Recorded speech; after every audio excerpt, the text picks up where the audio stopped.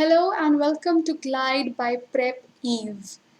Thank you so much for the lovely response that we have got from all the students who are preparing for the Duolingo test, and we are glad that the videos that we are uploading, that Sir is uploading, is basically helping you out, be it the images question, the speaking question, or some simple questions like recognizing words or filling the missing letters.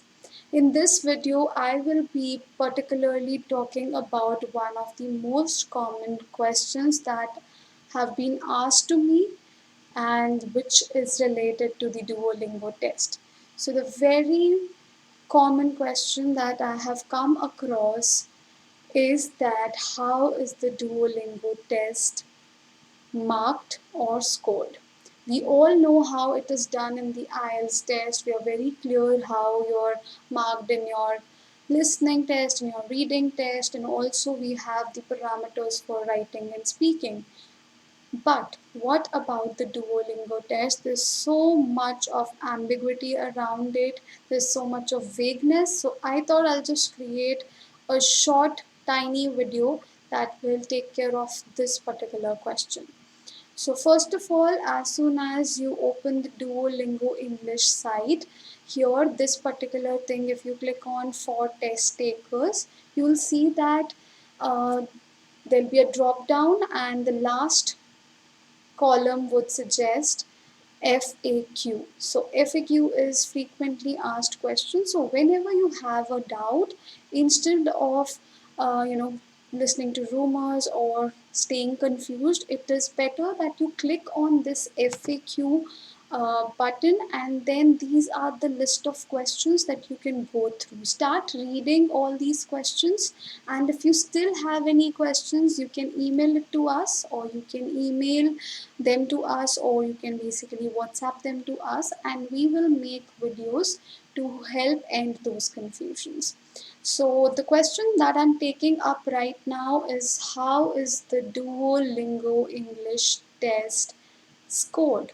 So if you guys look at this part carefully, I'll just read whatever is mentioned on the official site so that there is no confusion whatsoever. Statistical machine learning algorithms are used to score the Duolingo English test based on the content of your responses. So they will be checking the content of your responses, and accordingly, a statistical machine learning algorithm, a machine would be evaluating or scoring your answers. That's the first part. I hope it's clear how you scored. Now, the next part is time taken per question does not affect your score. So, what do we learn from this sentence? We basically understand that you don't have to rush, or you do not have to answer in a hurry and move on to the next question by clicking the next button. That's not required. You can take as much time as given to you and move on to the next question when the bar automatically times out and takes you to the next question. You don't have to press the next button. Wait for it to come. Even if you have cleared, or even if you have completed your question, it is better to recheck it and also to give yourself some time to calm down before you move on to the next question. All right. Next paragraph says you will not be penalized more for entering an incorrect response to a question rather than skipping the question. So, this is yet again a very important sentence which tells us that you will be penalized equally if you are entering an incorrect answer or if you are skipping the question, which basically means that you should not leave any question unattempted. Because even if you leave it unattempted, or even if you get it incorrect, the marks that you lose are going to be the same. You would be penalized in the same manner. So it is better that you take an educated guess instead of leaving the question without answering it. So please mark my words, it's important that you answer the question instead of leaving it unattempted, because who knows, your guesswork might be the correct answer.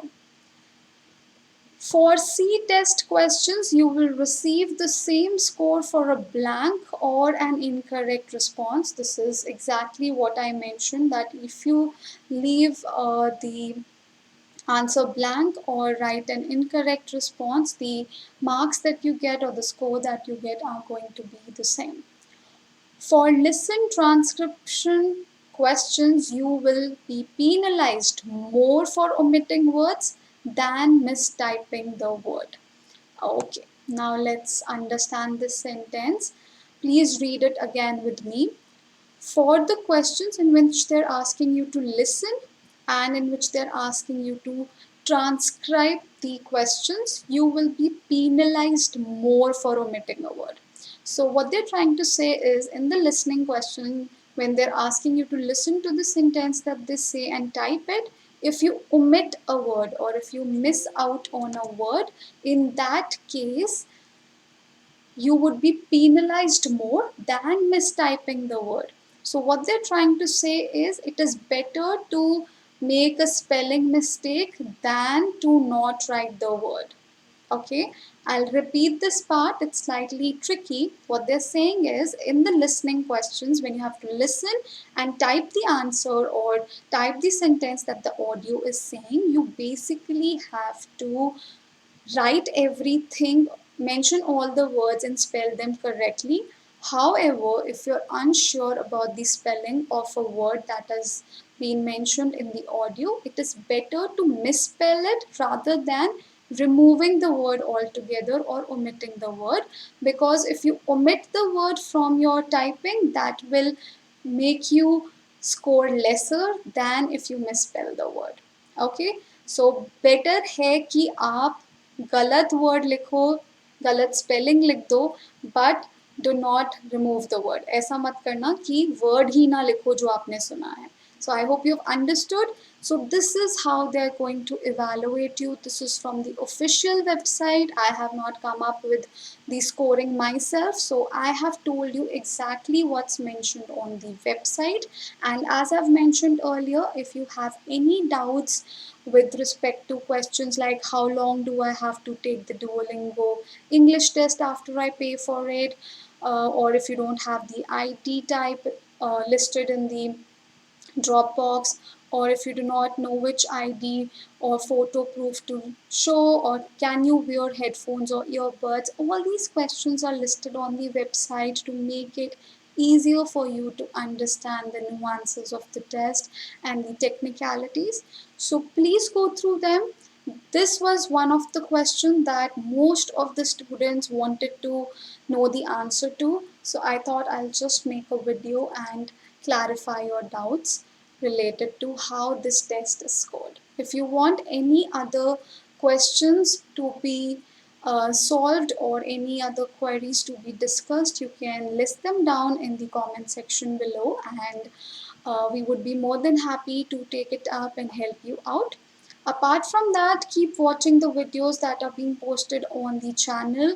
They'll definitely help you out. And as I've already mentioned, a lot of you said that similar material or sometimes even the same material that we had provided on our videos has been asked in your test. So that makes us feel really happy, and we're glad that you're able to score more than 115, 120, and one of our students even scored 130. So that's amazing. Thank you so much for staying with us. And if you have any queries with regards to your immigration process, your study visa, your admissions, we are here to help you out. Thank you so much. Stay blessed.